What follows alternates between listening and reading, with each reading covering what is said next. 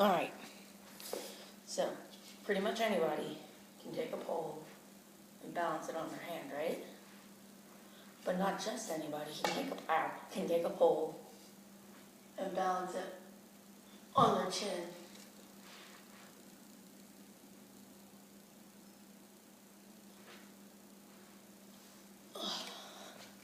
And you're just thinking, oh, it's really light, there's nothing on the end of it, so it's gonna not fall that easily. Come on. Let me try it with a broom.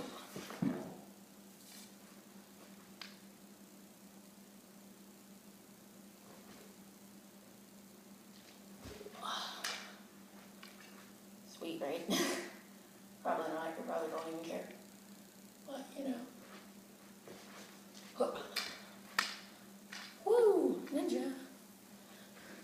Well, yeah, I can do it with a rake too, but I don't feel like going to get a rake.